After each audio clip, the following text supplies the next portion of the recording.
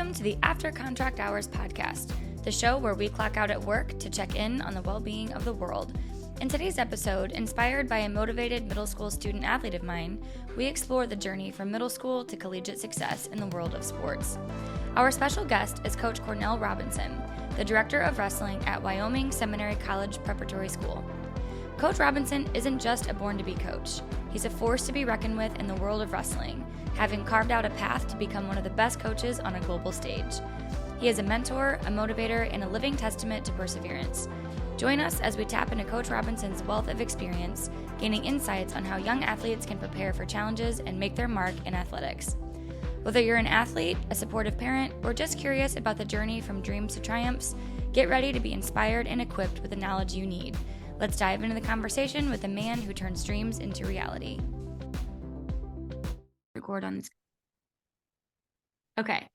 Oh, it's going. It's going.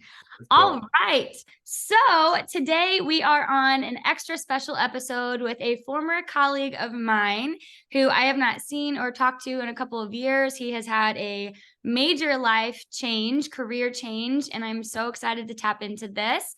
So this is Cornell Robinson. Thank you for being here with us today. No, thank you for having me on, Courtney. I appreciate it. Thank you for thinking of me. Of course. I'm honored. I'm so excited. So go ahead and give us a little bit of a background on who you are and what your journey has been like. Okay. Well, of course, my name is Cornell Robinson. I was a teacher and a wrestling coach for 17 years in the Winsville School District, actually. That's kind of where I started my main teaching career. I've been all over St. Louis, Parkway, and McClure North for a small stint, but always been passionate about coaching. I always knew I was going to be a coach and one of the best coaches in the country and the world for that matter. I think in my yearbook, I put I will be in the NFL and I'll be one of the best coaches in the country or in the world. So I always knew that. It's kind of always been my calling. And when I was teaching and coaching, coaching, I wouldn't say it outweighed teaching, but I knew I just wanted to coach. But I wanted to stay at the high school level. I did not want to be a college coach. I think I have a good knack for high school kids. So I kind of want to do that, but it's hard to find like a full-time coaching high school job. You got to teach. And, everybody told me that's not realistic. You're never going to find it.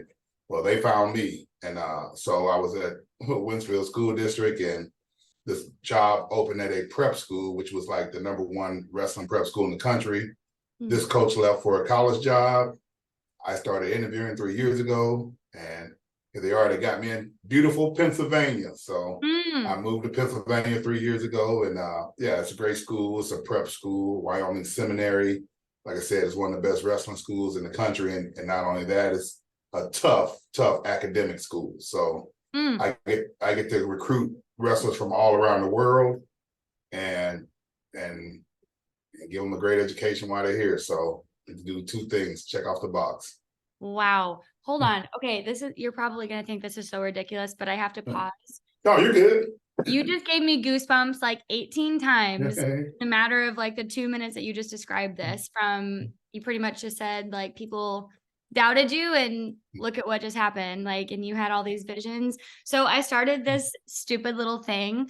It was actually this last episode I filmed. I get goosebumps so easily. When people just give me chills. I love listening to their stories. Well, that's the cool thing about having a podcast, right? The motivation, right? Everybody's stories. Yeah. So I created this thing called a goosebump jar. So anytime I get goosebumps, I put a marble in a jar, and I'm going to go get the jar. I need it. All right. It's so funny. Oh my gosh. You know what? We're going to use a measuring cup for now because I can't reach this level. But literally, I was telling the person I had on my last episode, I was like, I said out loud, gosh, you gave me goosebumps. Gosh, I have goosebumps. And I'm like, dude, I just need to get like a measuring tool to show how powerful these episodes are. I did. Like that is powerful stuff. I loved just hearing that stint and you chasing your dreams. Now, are you married and have kids and packed up the life completely? Well, that's a whole nother segment. But yeah. Basically, I wanted them to follow me here, but they didn't. She chose to stay there, and my son actually goes to Timberland. So, in my mind, actually, that's why I took the job, because he gets to go here for free. But hey, what do I know? I guess this is not a good place for him. A lot of kids go to Harvard and Yale and MIT, but hey, some people don't want to go there, I guess. Yeah. Well, no, that's part of your story though. So thank you so much for sharing that with us.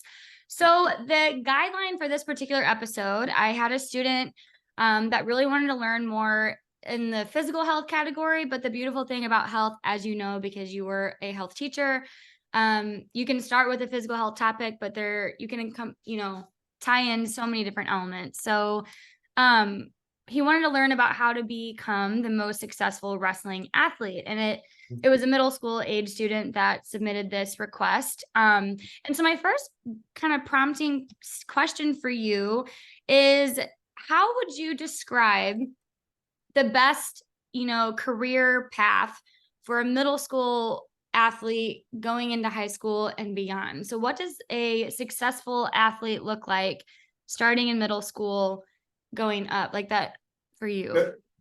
And are we just talking about wrestling or just athletics, period? I'm going to let you answer that how you want. Okay. I think really once you're in middle school, especially once you get to the 8th grade age, it's time to kind of start making a choice. When I was at a normal public school, like Winsville, the exceptional kids who parents really listened to me, I had them take the ACT when they're in 7th grade. And it's a kid named Jack Dara who was at Winsville School District. He actually followed me here, and he was at CBC as well when I coached at CBC. But I had him since he was like 5 years old, and I advised his parents on like my thoughts. They didn't listen to me a lot, but they did listen to me on some stuff on education.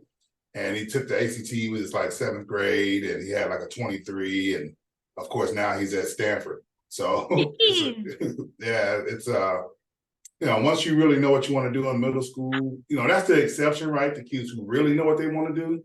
Mm-hmm. But if you're an average athlete who might excel later in your career, but I definitely think middle school is about 7th and 8th grade is about time to make a choice of what you really want to do. And not saying that you have to be a one sport athlete.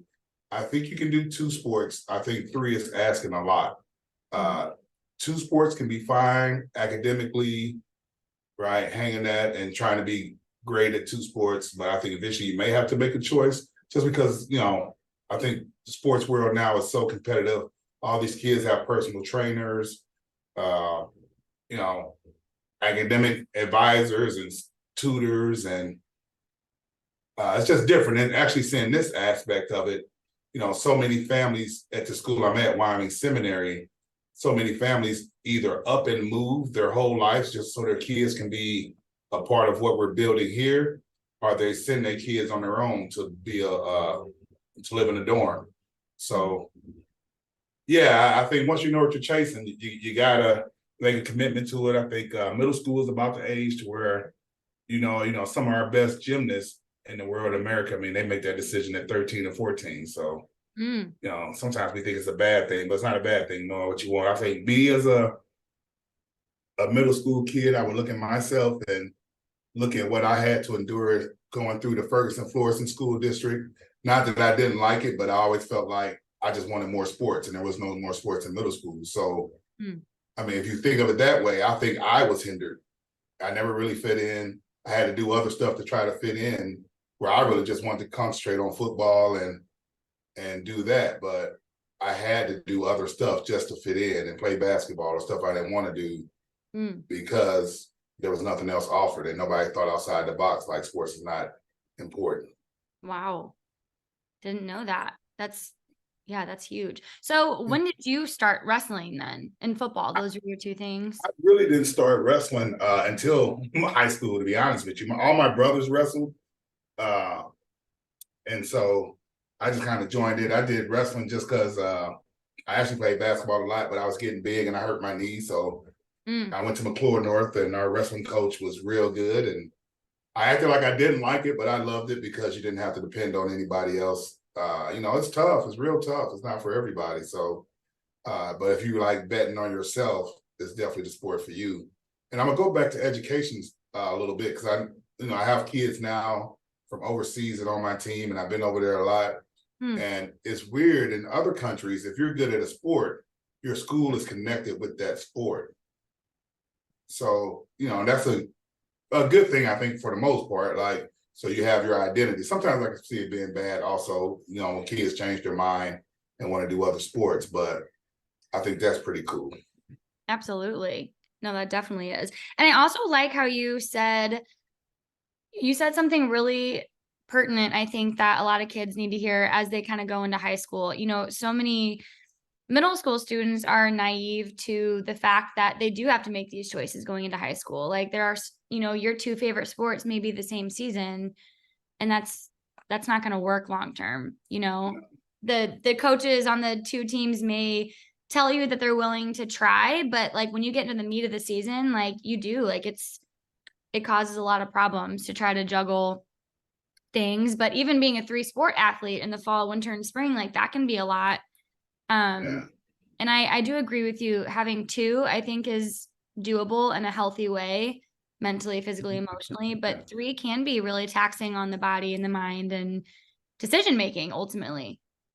And I think, one thing I would tell the middle school kids, which I know everybody here, you got to get your grades. But I think now dealing with it, I can be more specific. I would tell any middle schooler who wants to have a good sports career, you have to have your grades. And the best thing is to have no C on your report cards. Right? That gets you ready for Ivy League. And if you can get close to an Ivy League, usually you can go to any other school you want to go to. So no C's. I like that. Yeah, usually, if you have a C, that usually kind of puts you out of the range of Ivy League, but you can still maybe catch on too. But yeah, no, that's fantastic. That's great feedback on that aspect. And I think in middle school, a lot of kids have either figured out if that's the right terminology or not. I'm not sure, but they, especially since COVID, and maybe you can attest to this too, but like we handheld and spoon fed so much to our students, even to our college kids. Like I teach college too, we had to give a lot more grace and all these things and turn things in late and, miss deadlines. And we just want you to get through, mental health aspect, just make it through. But like we pass these kids on to the next grade and they're underdeveloped academically. Like I'm just, from my experience anyways. Yeah. No, COVID was a trip, and it definitely was, it definitely is something else, that's I'm putting a plug in for our school here, which is a different school, but if you want your child to repeat a high school grade, you can repeat here, which is interesting. So, a lot of people choose to do that. Yeah, that actually is really interesting. I didn't know that. That's very interesting. So, and 8th graders, for example, especially, like they're about to be in this big transitional phase of life, going into a new chapter in the high school, and a handful of them are not taking middle school grades seriously, and they just think or know they're going to high school regardless of the C's and D's and F's on their report card. And so, what do you have to say on that? That's a good one, because I actually had a good experience with that when I was a kid. I think when I was at Cross Keys Middle School and ready to go play football at McClure North High School, and I just remember you couldn't have 2 L's on your report card as an 8th grader, and you couldn't play freshman football. And I remember I worked hard. I didn't have great grades, but I remember I knew that rule, so I kept my grades up as much as I could. And I remember Coach Severe, the freshman coach, called me out in front of the whole team and was like, "Hey, you have 2 L's, you can't play." Of course, I went home crying, like, "Oh, I didn't have 2 L's." And I think the thing about those situations, and back then, I think coaches didn't think about that. That's something they should have did in private, right? As a middle school kid wanting to play, and but 90s, nobody cared about kids' feelings as much as they do now. But whatever, they kicked me off, and my mom had to call and fight it, which, not that she was a crazy parent, but I mean, that's kind of one of the things we talked about the whole time when I was struggling with grades, was why I need to keep my grades up. So anyway, of course, she fought it. We got back on the team. But I think nowadays it starts over, right? When they get to high school, you can have bad grades in middle school, but it doesn't matter. We're going to give you a chance. I think that's good and bad, because I think some kids deserve that second chance, right? You're a different 8th grader than you are a 9th grader. So I do agree with that. But like in my experience, it motivated me to keep my grades up that semester from leaving middle school. So I kind of have mixed feelings on it. And even though I went through a situation where the coach read my grades wrong and still seemed like he kicked me off, yeah, that was definitely something in my life that I won't forget, because I felt, all my brothers played at the school, so I was kind of in my brother's shadow. So I felt like they were happy about it. And they may not have been, but I felt like that. Yeah. Yeah. I can imagine that. And I do like that you said that should have been done in private. I mean, there's so many different ways that different coaches even today handle things still and have their own coaching style. And I do agree with that. If you had been on the team for a couple of years and it was your junior year and you were a leader, like, you could have been made an example out of maybe that situation. But like, going into your freshman year, middle school kid, like, yeah, that probably wasn't the greatest way, but it stuck with you. And I do like how you also said that your mom kind of fought for you in that sense and got you back on that team. How did you feel once that was all done and over with and you were back on the team, essentially? Like, were you uncomfortable around those coaches moving forward, or how did you get through that? No, I think, sometimes I did complain about coaches, but I stayed and played. I wanted to play, so it didn't bother me as much. That's why I know, like, when kids say they quit because of the coach, I'm like, well, you just didn't really want to play, to be honest with you. Like, I know it does take a lot to endure some coaches and whatnot, but, if you really want to play, you'll figure it out. But no, I enjoyed it. I definitely, worked hard and tried to make a name for myself, because I seemed like, I wouldn't say they were against me, but it just felt weird at times. But I made it through. You did. Yeah. And that's again part of your story and part of why you are the way you are, and resilient and a hard worker. And I love that. That's incredible. My next kind of prompt to this is, so now let's think of like the high school athlete. They really want to go to college for wrestling or for football or for a sport, and you are their coach, you're their mentor. How do you prepare them? I'm going to go the mental route. How do you prepare them mentally? Yeah, that's a good question, because there's so much involved with, if we just take the sport of wrestling, it's so much involved. It's mentally being prepared for certain matches, mentally knowing how to have your nutrition together so you can perform in good matches, and then keeping your grades up as well. I think I'm a little spoiled here now because our academics are so tough. And basically we're here year round. Most of the teachers live on campus, so there's so much stuff for our kids to succeed. But when I look back at my time at Christian Brothers College High School in St. Louis, or coaching in Winsville, it's kind of a different aspect to it, because once you're done with school and you leave school, and even if you stayed with a help for your teacher to 3:00, your day is over. You're never going to see your teacher again. You don't have a mandatory study hall. So you really have to have parents who are able to help you manage your time. I think every successful kid, even though there are a lot of self-motivating kids who do it on their own, but I think it doesn't happen without a tough mom or a dad that's helping them stay organized and driving them to practice and get them there and making sure they get their homework. But as a high school athlete, like I said, the most thing you got to really focus on is your academics. Because if your academics is straight, I think you can go anywhere, right? Everybody's looking for a good student. And then if your athletics is solid and better than most, I think you can get to that school and get to that team. And, I think one thing sometimes the college aspect loses is some college coaches don't talk to the high school coach. Not all of them, but I think if your high school coach can say something good about you, not your club coach, because your club coach gets paid to talk about you, right? You're paying their pocket. So if I'm a college coach, I'm listening to the high school coach who doesn't make a lot of money and do it because they love it. They usually tell you the truth, right? About the mom, the dad, the whole family. So, but the club coach who you pay $5,000 a year to play baseball for, no, he might give a couple college coaches a different view. That's a great perspective. I didn't even think of that at all either. That is a really good perspective. Sad too, but that is the reality, unfortunately. Yeah. And I think, and our high school coaches, like especially our coaches in like Winsville and these public schools, are some of the hardworking coaches who are underpaid, and not saying everybody, teachers too, Right. but you really do it because you love it. Your stipend might be $5,000, $6,000, and you're traveling every weekend and getting kids good. So it's definitely, if I'm a college coach, I definitely want to listen to what the high school coach has to say about you and your reputation. So that's a good one to keep in mind when you're a high school athlete. Yep. No, that's fantastic. I love that. Because I went to Lindenwood for track and cross country, but I remember my dad pushing me with academics. I always was a decent student, A's, Right. B's, but I remember him wanting me to get into Lindenwood for my grades first. And then, the running part came naturally with that. So that is a good point. Nice. Now what, this is the St. Louis question. What high school did you go to? You know what? I actually went to Illinois, Okay. Freeburg, Illinois. Freeburg, yeah. The midgets.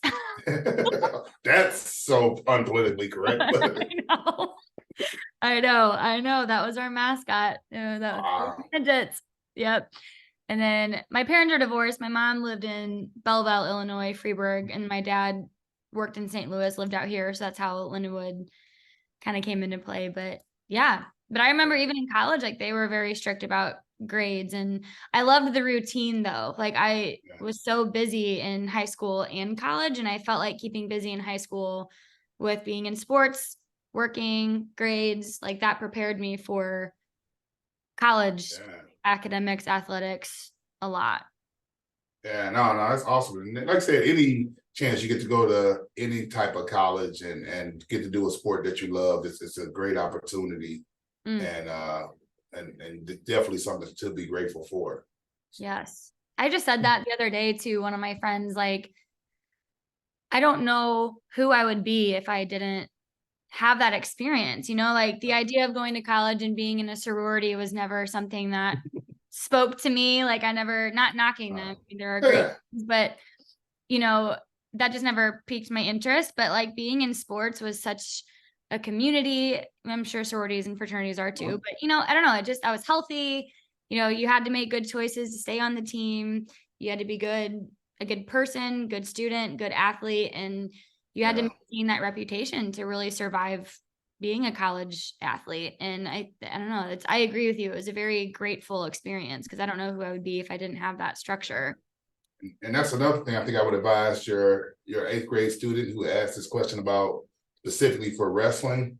One thing in any combat sport, right? And anything you do, you should definitely be grateful. You should be grateful of your coaches, your workout partners, for the person who can beat you up and for the person who you can beat up, right? All those are things to be grateful for. And then definitely your coaches who can bring in more knowledge, and even the wrestling is really a chosen suffering type of sport. So, it's hard sometimes to be grateful for what goes on with it, but they're all tough lessons that you eventually see in life that you can use. I got a good story about they look like they're suffering, but yeah, it's funny here. Like we have the top women's program in the nation. I coach both the girls and boys, and so the school nurse, especially people who never been around wrestling, which is weird because they're at the #1 wrestling school in the country. But we have like a nurse and some people who never been around wrestling, and some of the girls are just looking tough because they're might be, it's close to a tournament, so they're holding their weight down. And I had to explain to the nurse, I said, let me cut you down probably to maybe 1,500 calories per day, maybe a little less, work you out twice a day, and let's really see how you feel. And at the same time, you got to go sit in class. Yeah. See how your body's feeling. He's like, well, is there anything we could do for them? I'm like, no, it's the struggle. Yep. Right? Got to adapt. Like, well, maybe they're doing it wrong. I'm like, could be. Sometimes you can do it wrong and it can hurt your body, but for the most part, it doesn't matter. It's just you're just cutting calories down. It hurts. Yeah, absolutely. For sure. Have you had so I'm foreign to the sport of wrestling. Like I've been around because of you guys and like Ryan and people who are passionate about it. But like, so you have more cases of having your athletes cut than bulk, do you? Or is it kind of the same?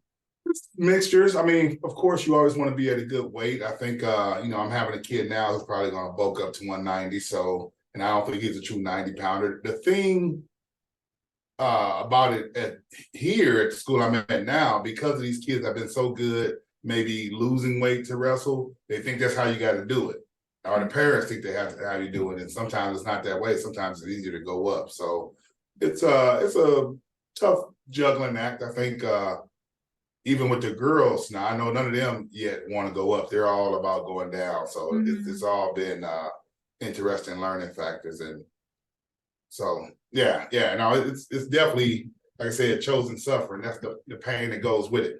Right. One of my I think she's a sophomore now. I taught her for summer school health for high school a couple years ago, and we reconnected, and she's a soccer player, and I was like, oh, it's like, I was like, are you still loving soccer? Is that your favorite thing? And I was like, are you doing any other sports? And she was like, yeah, I actually picked up wrestling, like to get in shape for the soccer season. And I'm like, oh my gosh, the words I would never ever have muttered, like, I'm just going to wrestle to stay in shape and have that chosen suffering. I've been such a wimp. Like, my brother is big into like jujitsu and rolling, and he keeps telling me like, come roll, like come learn. And I'm like, you should. I think jujitsu, I think, is perfect for just self-defense, and I think everybody should have a martial art. I think you should always learn some type of martial art. It's good for you. Yes. And it's a lifetime fitness. Whereas wrestling, it's hard to do that for a lifetime fitness because it's so competitive. Like the wrestling people are so competitive, it's just insane. But jujitsu, you can kind of learn from somebody who's like a black belt or three, and they won't hurt you for the most part. Right. And wrestling, if you wrestle somebody who's been wrestling their whole life, they're gonna hurt you. Right. I don't know why they're good. That gave me goosebumps. Yeah. They will. They're strong. And I see it even in Ryan, like just being around him at school when he's teaching, you know, I mean, he's not wrestling people, but just who he is as a person, like he's so disciplined, he's structured, like he's tough. And I just love seeing that because kids need that teaching too. And not to be so, I don't know if soft is the right word, but just you know, life is tough. Sometimes we do have to bite the bullet and move on. And I think you can just see very clearly in someone like Ryan, for example, like that wrestling has taught him so many beautiful lessons, and it shows in him as a man to kids. Like, I love it. Yeah, I think, you know, you hit that on the nose, and I'll share another story, which I know might be messing you up here, but it's a good one. No, you're good. And it's my story, and I share it sometimes to people. You know, just say life lessons and how to be tough. You know, my father was murdered when I was a freshman in high school, and the wrestling coach picked me up from the funeral. I had to wrestle that night. So yeah, and when I made it through that, I'm like, I can make it through anything. Yeah. So wow. Yeah, it's a crazier deal, but that's how, you know, my first year up here in Pennsylvania was real tough. You know, a lot of parents trying to get me fired. Some kids acting like they didn't want me here. So, but it was nothing but a piece of cake. Yeah. Nothing but a piece of cake. Look at I love that for you. Like, but that again, that's the mentality that you've been trained to develop, and you've had to in order to survive and thrive where you're at. So first of all, thank you for sharing that. I'm terribly sorry about that experience for you, dear God. But that's right. Who makes you you. Like, those are the things that makes you who you are, which is obviously a very looked up to awesome individual. And like, even when you were in Wentzville, I didn't see you much unless it was at like the PD days, but everybody had just the best things to say about you. Like, oh, Cornell, like he's so cool. He's so chill. Like, he's so fun. But he knows his stuff. Like, it was kind of like a mentor, even though I didn't see you much. It was like, oh. So you moved from Town Middle now? I did. I went to now I'm at North Point Middle, the new middle school. Oh, you like that better, or just like a new building? I don't know. I loved it. I love it both. Of course, I love the bells and whistles and the ability to start in a new space. Like, you go from the oldest building in town to the newest. So I think, of course, that feels nice to have bigger facilities and stuff. But there's pros and cons to all of it. You know, I mean, I loved Wentzville Middle so much. That was my first home. That was my first home. So you're connected to that and those kids and the people that work there with you. So it was it was an emotional roller coaster, but I'm happy. We have a great team. So do you know Zammit? Danny Zammit? I know Danny. Okay. Yeah, it's Ryan, Danny, me, Jen, and then a guy, Andrew, that came from a different school district, but that's just it's an amazing department. So awesome. Yeah, that's funny too that they. I don't know if it's still called Town Middle. Like that whole concept is funny. yep, Town Middle. yep, I know, It's in town. I know. I cannot believe that was 3 years ago. So didn't you, when you uprooted and moved to Pennsylvania, wasn't it kind of like in the middle of the school year? Yeah, so that's the whole deal. I'm gonna go back. I started at Winsfield Middle too. So I went Winsfield Middle, Frontier to South Middle, and the only reason I went to South Middle so I can get to know all the kids before they went to Timberland, since I was the coach there, and I ended up leaving Timberland. But yeah, so when I was interviewing, when the job came open, it was like late August, and their committee didn't make the decision until like September 1st, and they were trying to rush me up here, and I'm like, hey, y'all just told me I got the job, and like you're gonna have to give me some time. Like this is crazy, Right. you know. But yeah, they like 3 weeks later they wanted me up there, so I had to get out of my contract with Winsfield. And what an amazing opportunity! So Yeah. but yeah, it was definitely like a whirlwind, and even since I've been here, so they actually gave me the coaching job. So all I do is coach all day, and they gave me a house. Yeah, so I got a house here, but this is a whole story too. So my first year here, the house is kind of old, and it's East Coast. This has been around forever, and the school's been around since 1844, I think. And so I have the house, and then that first year, it was turmoil. I came late, coaching changed, everything is just crazy. So I make it through the first year. I'm coming back the next year, and I'm like, all right, now I finally can start. I build a program I want to do, I think I'm going to stay. I'm going to get the house the way I want it. The house floods. A pipe bust. Yeah. A pipe bust open on the top floor. It's like a 3-story house that they gave me, which was nice. Yeah. Busted up. All my stuff gets flooded. I was coming back from Budapest with a kid named Luke Littledahl, he was supposed to go to Francis Howell, but he came to wrestle for me at CBC High School. And when I got the job here, he followed me up here also. But anyway, we came back from Budapest. My house flooded. And then they threw me in a dorm. And I'm like, I'm not staying in the dorm. And I left, found a place to stay. But beginning of this year, they got me a new house. So I'm in my new house now. Goodness, that is a ride. It's been crazy. Dear Lord. That's a lot. That's a lot of stress. Unless a person might have quit by now. It's been crazy.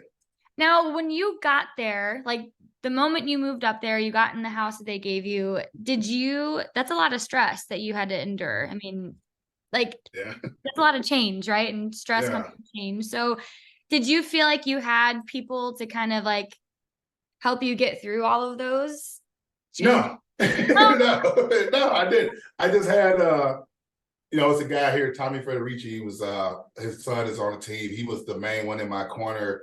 And I had a coach here, Will Weber, that was helping out a lot. And a few of the parents, right? But, people don't understand. This job is basically like a college job. And I guess I'll say a lot of power, comes with it. So there's always somebody coming from the angle. The East Coast is different than the Midwest. Midwest, for the most part, is what you see is what you get. Everybody's pretty nice.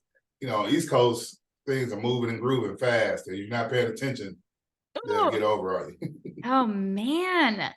I can't imagine. I commend you so much for taking a risk like that. I cannot imagine uprooting and doing something like that. But again, it's a testament to who you are and like the passion that you have and the dream that you had when you were so little, And yeah, for sure. It's definitely fun. I love it. I get to travel the world coaching, and I think it's cool because sometimes you think you can't make a career out of being a coach, or and you can make a career out of it even as a high school coach. So it's pretty cool. No, that's amazing. And I had never heard of a position like that before until I heard that you did that, and then Ryan kind of filled me in on what you did, and it was just like, wow, so to those out there, even adults or young adults that have a similar passion that he has of just being a coach, and well, it's not just being a coach, there's so much more than that, but it's possible. You can do that. It's wild. Yeah. So I'm going to kind of rewind a minute. You mentioned it before about parents and how having strong parents that got their kids to practice, got them to tutoring, got them all that. Like that's something that has helped your school and your program be successful, is having rigid parents. I want to ask you, how do you deal with actually define difficult? Well, look, I can write a book on that one. And well, I'll say this, as a coach, I know we may be talking to kids, but as a coach, if you don't have crazy parents, usually you don't have a good team. So I would say that, because that's how the kids got good. It's so many ways. I done learned a lot since Westfield. I mean, a reason why I left, I was the head coach at one point in time. I think we were ranked 38th in the country. Is when I made a parent mad, and of course I ended up getting in trouble. So I left and went to CBC, which was the best thing that ever happened to me. Well, I'm so glad those parents caused a fit and thought they could control me. So they did me the best favor of all. Because if I would have stayed, I think it would have held me back, because I couldn't do as much as I did when I went to CBC. CBC kind of gave me a little bit more free will of stuff I like to do. So I got to CBC, I got to really expose myself. And with that, that's how Wyoming Seminary found me, because of all the stuff I did with CBC. So child's blessing in disguise, right? So dealing with parents is difficult, even at this situation here, right? You have, I think every situation prepared me. I think the situation I had in Timberland, where, these parents really thought they had power and money.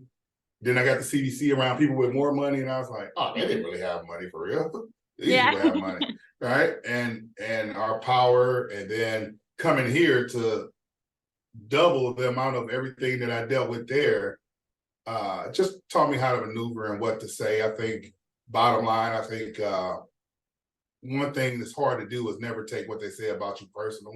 I think it's just business. And then sometimes these parents, when they see their kids a certain way and what they want for them, sometimes they're just kind of blinded and don't realize how they hurt everybody else, thinking what they're doing was best for their kids.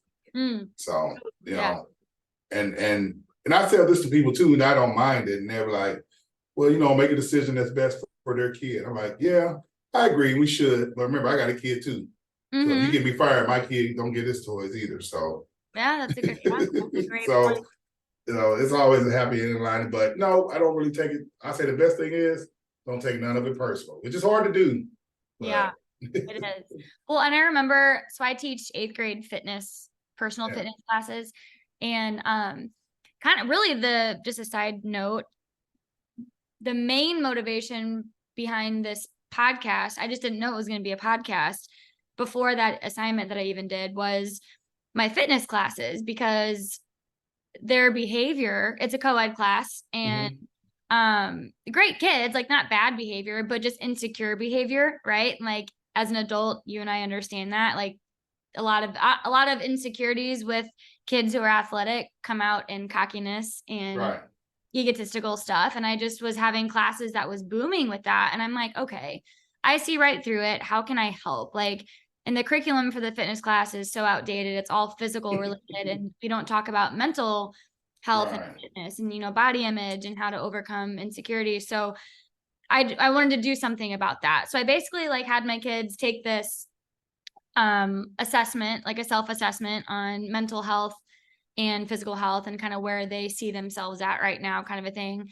And that prompted really good open conversations, which was beautiful. And I remember asking them, I just said, guys, we talked about parents briefly, and, how some parents can overstimulate and overly pressure their kids to outperform others. And, where's that balance between being a loving, caring, supportive parent that pushes them hard in a good way, and then just overbearing, like a helicopter parent, it's too much. And I remember just asking, I go, raise your hand if you feel that you've been helicoptered too much, like overly pressured to where you could crack mentally with your sports or whatever. Because also this current class that I have is the most athletic fitness class I've had in the past 8 years of teaching. Like, it is, I love it. It's so amazing.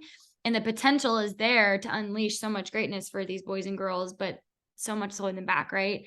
So I asked them that question, and I swear all but maybe 2 kids raised their hands saying that they they crack under the pressure. Their parents, if they miss a shot in basketball, they're instantly looking up in the stands, waiting for that disappointed look from their parents, kind of a thing. So questioning for you is like, if a parent was listening to this, how would you kind of advise them? I don't know, like. Yeah, that's funny that you brought that up too. We're off here, so we have, our following is all around the world. So I have this little series that I made that me and the kids do videos called That Parent. I may send you one of them. Go, Blair. Go, Blair. Elevate your legs! Elevate your legs! Squeeze! Head up! Head up! Head up! Head up! Hey, you want to culture, you culture! Whoever! Don't be that parent!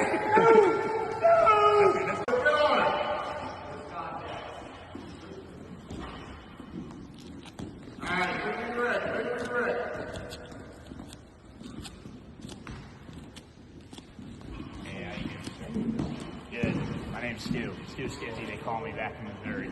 You're not, Duke Milladol's dad, yeah. Duke's the #1 ranked wrestler in 125 pounds, I think, too. Shit. Yeah. He was just at Worlds, yeah? Yeah, he was just at Worlds. He took home the gold medal How for was the it? U.S. How was the heat? I hear the heat was something insane over there. Pretty hot. Did you go, Stu? No, I did not. Did you stay back there? Yeah, I stayed back. I got a kid who goes here. Right on. Seminary. Looking for a little advice. Right on. I mean, how do you get somebody Hold this real Duke's quick. Let me level? show you something. Well, first off, I have them up at 4 a.m. every day doing 1,000 double legs before the birds are even up. So let me show you this. It's 5 a.m. thing I'm doing and working, buddy. Yeah, that's not enough. You got to be up early, 3:30, 4 a.m. You see this right here? I won this back in 1985 in the Missouri State Championship, so I know a little bit about wrestling. You're not that stupid. What high school was it? Polk Yeah. High School. You were almost on a cereal box, my man. Yes, sir. Right on. Yeah, I remember. Right on. Well, what's your future plans? What are you doing with Duke from here on out? Well, I'm gonna keep coaching Duke and get them into the Senior World Championships one day. So. Yeah, well, Senior World. Yeah. That's a different level up there. That stuff he's competing in now, a little bit JV compared to Now, the my senior son world. knows what he's doing. Well, with you at the helm, I don't see how he could fail. Right on. Man, I really appreciate your help. Have a good day, Always help here. Hey. Appreciate it. And, and we do like different scenarios pretending to be a sports parent, a wrestling parent, and just different situations like yelling over the coach or, just a good one is what you just said there is, if they make a mistake and then, waiting for the dad to yell at them or mom to yell at them. I think, in this life and, when I got on this journey of really saying, hey, I want to become the best successful coach that I can, not only that, just a successful person with money, I started talking to all these mentors in St. Louis that were close to me, like millionaires, and how did they become rich? What do they do in their business? And then I found out this thing called failure. And I'm like, man, everybody I talked to failed so many times. And that was the key. Like they all failed. Mm-hmm. And I was like, not being afraid of failure. And I think when the parents have that thing of where, the kid makes mistakes and they yell at them, I think they make them scared of failing, which is the opposite of how to become successful. You got to fail to figure out what's going to work, and even when I was thinking about taking this job and my mom was like, well, son, you take it. You know what happened? If you fail, so what? Start over. You get knocked down, get back up. It is what it is. So I think, now if we just, that's the bigger picture. The smaller picture is, little Johnny's at wrestling practice or Curlin's at basketball practice and mix a shot and your dad does that and they have to look up to him, all you're doing is hurting their focus. So a lot of parents here now, for the most part, they kind of drop their kids off and go, which is good because it just gives them that's their free time. That's their free time to go do what they want to do. And especially in a sport like wrestling or any sport, but I will say wrestling, if you don't love it, by the time you get to college, you're not going to make it through because it's too painful.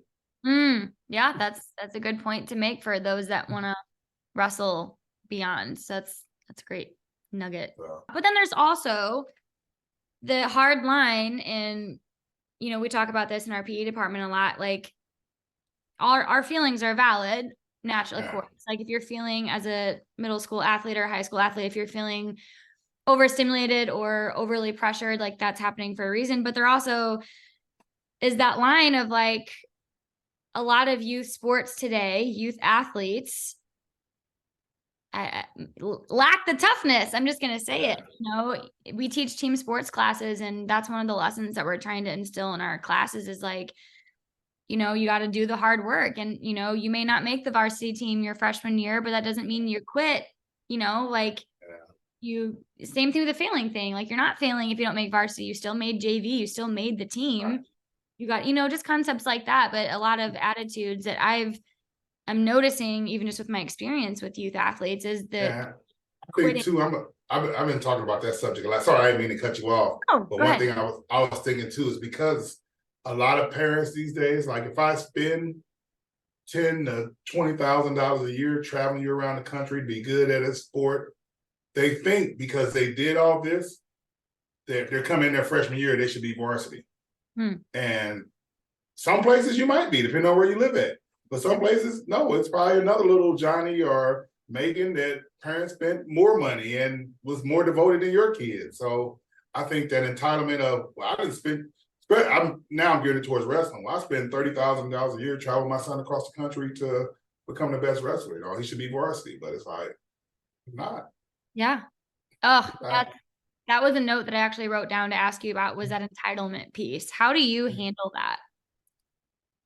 I deal with a lot now. So one thing here for our kids, we try to preach it every day. It's hard because, this is a prep school, so it is a little different with that. But, the only thing, the sport of wrestling is just so humble and it's so true of a sport that, you will get humble quick.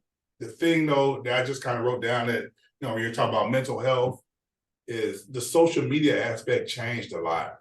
Like because kids, they might get more following with social media, even in the sport of wrestling, as small as it is, they're afraid maybe to take a loss or to do something that might consider failure, that it makes it hard. And mentally, if somebody pins you in a big match, it's on a video clip throughout Instagram being shown over and over again. So it's hard to deal with the mental aspect of that, which I get. I mean, everybody in the sport of wrestling or sometime in some sport has had something that's embarrassing that they didn't like. And, I can imagine it still haunts me in my dreams. So I can see if it's for the world to see on a video. So I can definitely see that aspect of it. So. Oh, absolutely. That's so true. Social media, that's a whole nother. That's so true. Yeah, that gives them a whole, I think this generation, another aspect to deal with, right? Is something got recorded of you losing, or you got hit hard in a football game. Like, it could be some mean teenager out there videotaping it and sending it out the whole school and playing the clip over and over again. So. Oh yeah, and that's happening. Yeah. Well, and that was another thing, like kind of like the fitness curriculum for middle school, the team sports curriculum. We had a really rough team sports group last school year, like both semesters, like because they get a new class each semester with the elective. And my colleague and I were just really struggling. I think it was with the entitlement, with the attitudes, like we were reffing the games and they would scream in our faces. And I'm like, no. And I ended up having like an intervention. Like I took all of those kids, we went into a classroom setting, and I'm like, you have to earn the right to go back to the gym and play, but we need to teach you. Like, this is more than, like, I didn't want it to seem like a punishment. Like in a way it was like, you should just know not to talk to adults like that, number one. But number two, like, this is more of a crisis of you just aren't educated on how to handle a youth sport. And it's my job to teach you that. So we're going to start. So I kind of created this like team sports 101, like how to be a teammate. That's a good one. That's a good one because, I have kids who have been recruited. I don't know if you know too much about Penn State, but Penn State is the best wrestling program in the country for its college wrestling. And, one of our kids went and visited, and his teammates was there with him, and the coach was kind of like, man, I noticed that his teammates didn't engage with him as much, and that's a no-no for us because we want kids who are good teammates. We're a winning program, and if you mess up our team culture, we don't want you. And it's just funny that he said that on a recruiting visit. He noticed it. Yeah. So. Yeah, no, it's huge. And and even with a sport like wrestling, correct me if I'm wrong, because I'm not super educated on it, but wrestling is similar to cross country and track, that it is an individual sport, but it's also a team. And it's so easy. I mean, I can speak from experience. Like, I was egotistical for sure at my young and dumb areas of life at times. And it was so easy to get caught up in my performance and me placing top whatever and kind of forgetting about everyone else at times. Like, it happens, but we have to be taught how to be a teammate. And I think a lot of, again, this is an opinion, this may be very naive of me to say, but just with my experiences, I think a lot of, there are coaches out there that don't hone in on that aspect of it, or they may say it, but are we doing it? Are you showing it? And I think these kids are really struggling. They don't know how to be a teammate. Me, I. If I'm not number one, then I don't want to do it. Like, that's just what I witnessed, just in PE, like just PE games that we played. It's so crazy too. Like I said, they're yelling at you during the game, and that behavior is just learned. I mean, you think about why there's such a ref shortage in all these little league clubs, and nobody wants to referee the basketball games or these football games anymore because parents are yelling. Like, they're so entitled to think everything's supposed to be judged right. Okay, people gonna make mistakes. They're reffing bad. It happens. Your job is to overcome it. Yep, exactly. Ooh, that's a marble one. That's a goosebump. It's so true. It is. It really is true. And after I did that little class experiment with the team sports, I think I was only in there for one class period because it went so well, surprisingly. Like, I felt like the kids really got a wake-up call to their behavior, and I gave a few detentions for it too. But I'm like, we cannot act this way. But as your coaches, as your teachers, it's our job to teach you through these things. And, we're your teachers, but we're also the refs in your tournaments in these PE games that we're doing in team sports. And you cannot yell at us. Like, you will not argue with me. You will not cause a scene. If you have a question, ask. And we will be happy as the refs, in this scenario to explain to you why that happened. But you are not going to get up in our face, because that's how it was. I mean, these kids in a team sports game were literally coming up in our faces. And I'm like, no, we need to change this. And after we had that one class, it was, that alone just gives me goosebumps because it changed so much. They were amazing. We looked forward to going to that class the rest of the semester, when before we really dreaded it. I hated fifth hour. I could not. And that's the cool thing about teaching stuff like that. I think, that's the part of teaching that I miss, when you get to do stuff like that and really see the change.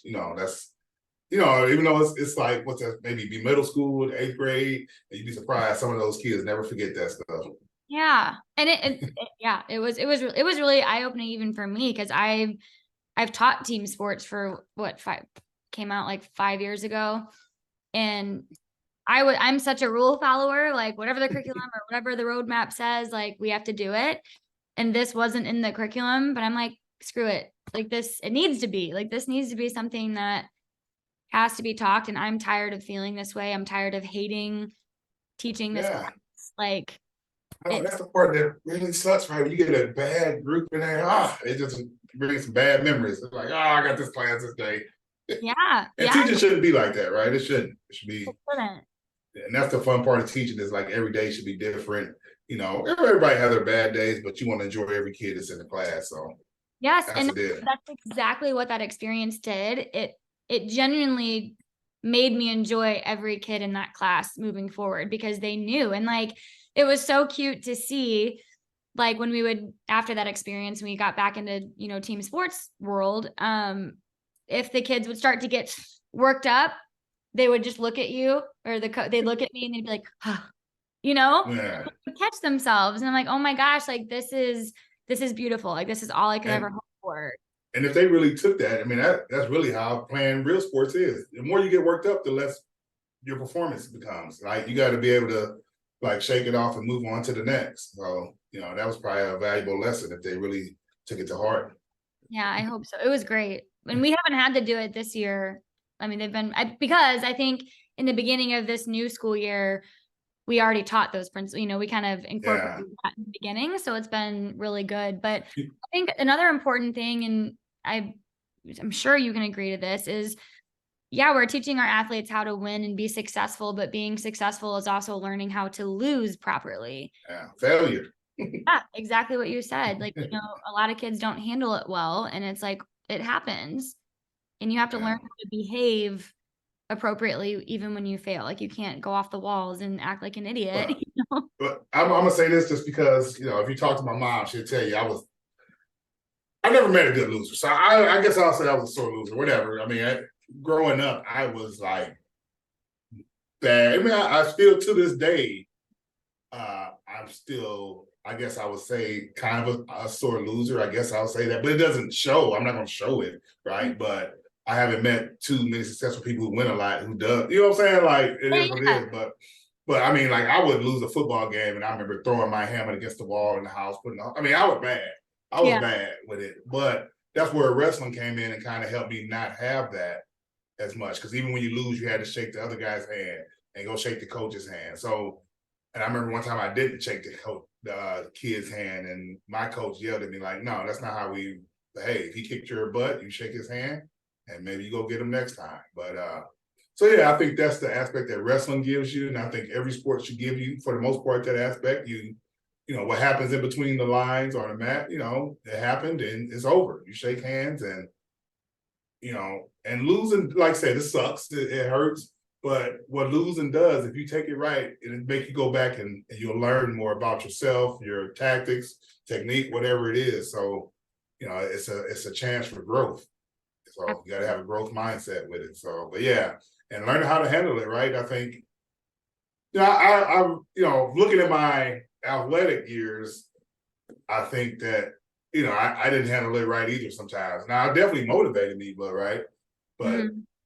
I think, if you can learn from it and move on, the better you are and be accountable. The main thing is, well, I did this, I did that. Once you accept your loss, especially in a combat sport like wrestling or jiu-jitsu, you got to accept it. I messed up. I lost. What did I do? I mean, we had a situation too, just recently. One of our kids, we were at Super 32's wrestling tournament, the biggest high school tournament in the country this fall. And we told him to pick top. He had to do the ultimate ride out where he had to ride a guy. If he stays on top, he wins. If he wins the match, and he had the choice of picking top or bottom. And we told him to pick top, and immediately he made a mistake when the whistle blew, and the kid reversed him and he lost the match. He came off the mat immediately yelling, "Why'd you make me pick top?" And my assistant coach immediately like, no, you got to be accountable. If you want to do something else, you should have did it. Right. And, he was acting like a little baby there for a little bit. And, once we finally, I'm all about relationships. The better relationship, the more you can talk about it and get over it. But especially in sports, period, you can't never know your psychological side until you talk about it with people. And I was like, what were you thinking? And basically, what I came to the conclusion was the movement was too big for you. You're about to upset the number 1 seed, and you couldn't believe it. Like, I'm about to do it. But you had a brain freeze, and that goes to the sports performance part of it. But, immediately you want to blame somebody, but you couldn't. Yep. It was you. So. Yep. No, that's a fantastic point. Accountability. That is huge, huge, huge, huge. Like, we even in this year for team sports, we just try new things with it every year. But like, we now do, like, each unit, we do, like, day 1 is tryouts, and we just do like 3 little skills for that. That's awesome. Yeah. And we just rate them, and we tell them what we do. Like, we just walk around, we give you a score of 1 to 5 on the skill, and like move on. And then we'll just divide you, and there'll be a varsity team and a JV team. So in our thought process behind that, as we're preparing them for reality, like, that's the truth. Like, that's how it's going to be. You have to learn to kind of cope with that. And I remember we started off with the football unit because it was nice outside and football was going on. And of course, football athletes naturally made the varsity team sports team. Right.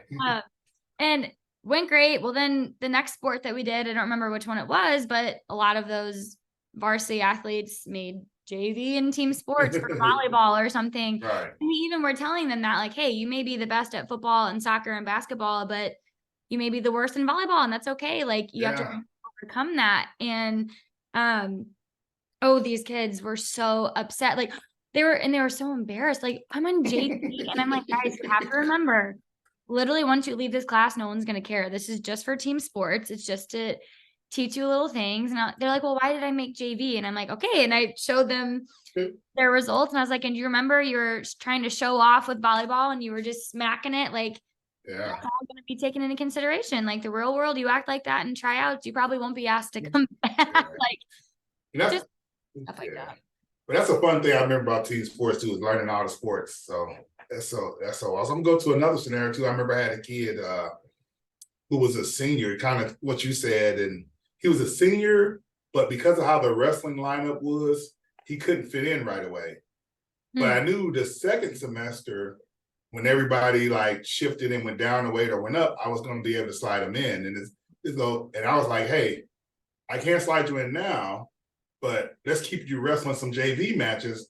So when your time comes, when I can slide you in, you'll be ready. But they were like, hey, coach, I'm a senior. I'm not going to wrestle JV. So it's just too embarrassing. And so he never would listen to me because it was too embarrassing. And then when his time came, you wasn't ready. Yep. That's a fantastic piece of advice and story with that. Like, that's a whole nother thing. I did. Go ahead. Do you play speedball in team sports? We did it once from middle a lot. I haven't done it yet at North Point this year, but we did do it. I love speedball. I play speedball with the team here. No, it's a good skill development. Pivot, passing lanes. Heck yeah. All of it. I love it. Oh my gosh. I'm glad you actually said that. I need to make that as a mental note as we transition. The kids would love that in team sports for sure. There's one more thing I wanted to ask you. Okay. So kind of like at the end of each episode, as much as I want to keep freaking learning more about your life, I know you have a appreciate it too. Will you give, so like if it's a high school, really my target audience for this podcast is adolescents and young adults, like college age, 30s, whoever can listen to this, but I always try to end with like a level up session of, if you could, what do we want our audience to get from this episode? So what key things of advice, like if you're thinking kind of what this whole thing encompassed, right? Like being the best athlete you can physically, mentally, academically, how would you kind of end this episode? And what would you say to people listening to this? I would say, one, to always be a lifelong learner. I know that quote has been used before, but I think it is definitely true. I think, two, whether you're an athlete, you always got to be able to learn and focus on what the good somebody's telling you, right? No matter what your situation is. And two, as a coach, you always have to evolve. I think, you have to be in with the social media now. You have to be in with NIL deals. You have to understand, the concept of what's happening in college sports and who are the top college coaches as NAIA and Division I. So don't forget any other coaches. And able to have your network to where you can help out any kid and where they want to go, I think is a big deal. We're kind of basically servants. As a coach, you're a servant. So our job is to serve. Sometimes it's painful, but that's the job, is to serve. And the better you are serving, the better coach or mentor or leader you can be. Goosebump jar, where are you? It's so true. Teaching and coaching is definitely servants. I love that. Yeah. So awesomeness. Yeah. I'm glad you did your podcast. It was awesome that you started that. Good for you. I think it's great. And I think you doing this are definitely, you don't know where it'll take you. And I would say this too, like that's how this job found me, because I started my podcast. And Yeah, they just called a couple episodes. They were looking at all these. My podcast is only on Rockfin under Missouri Wrestling, but it's a wrestling website. See, I got that plug in there. Yes, yes. But because they were looking for good coaches, that's how they found me. And I think you just never know where this thing takes you. So kudos for you for doing that and getting more knowledge. So sweet. I appreciate it. Well, it's you guys. It's the guests I have on here that are providing all of the knowledge. So I'm so grateful that you took the time to do this. It was so nice to reconnect. Yeah. I think I'll be back in Thanksgiving. I usually come home Halloween, but it's on a Tuesday. So I always take my son trick-or-treating. So this is going to be the first one I'm going to miss. So I'm a little sad for that. But I'll come back for Thanksgiving. So maybe I connect with you. I'll reconnect sometime and get dinner or something. Do you go to the high school at all and see any of those coaches and teachers up there? Yeah. I actually myself, I just quit all coaching after last spring because I just need a break. I have a lot going on with my doctorate and stuff. But so when I was coaching, I was all over the place, but I'm not really. I try to stay connected with him on Twitter. I like watching whatever he's doing, but getting your doctor, that's huge. That's being a life learner. Bringing your doctors in. It's through Virtual School, Walden University. It's going to be in health psychology. All right. So you end up being working at the university somewhere. You say you're right teaching college, right? Yeah, I teach adjunct for Lindenwood and MOBAP right now. So that's the hope way down the road whenever I don't want to teach. Yeah, a lot of people like teaching at the university. They say that's a way easier gig there. I like it. I like the adult conversations you get to have at that age, and I don't know, it's fun. No, it's awesome. It's awesome. All right. Well, thank you for having me on. All right. See ya. I hope you found our conversation with Coach Robinson as inspiring and enlightening as I did. Before we wrap up, let's dive into our Level Up segment, where we distill the wisdom from today's discussion into actionable advice that you can apply to your own journey. Number 1, embrace the grind. Success in athletics and life comes from the hard work and dedication you put in day after day. Embrace the grind, and you'll find yourself evolving into the athlete that you've always aspired to be. Number 2, mental toughness is key. Our conversation highlighted the significance of mental resilience. It's not just about physical strength. Cultivating a tough mindset is what sets champions apart. Take the time to nurture your mental game and you'll be unstoppable. Number 3, set goals but enjoy the journey. Coach Robinson's journey reminds us that while setting goals is crucial, it's equally important to savor the moments along the way. Life is a series of experiences, so set your sights high, but don't forget to appreciate the process. Number 4, be a lifelong learner. Coach Robinson's success is rooted in a commitment to the continuous learning. Whether you're an athlete, a student, or anyone pursuing a dream, always be open to new knowledge. The journey to success is an ongoing education. And number 5, surround yourself with champions. As Coach Robinson exemplifies, the company that you keep matters. Surround yourself with those who inspire you and uplift you. Together, you can achieve greatness. As always, guys, I encourage you to reflect on these bits of wisdom and apply them to your own path. Thank you for joining us today, and please don't forget to subscribe, share, and stay tuned for more empowering conversations. See you next time.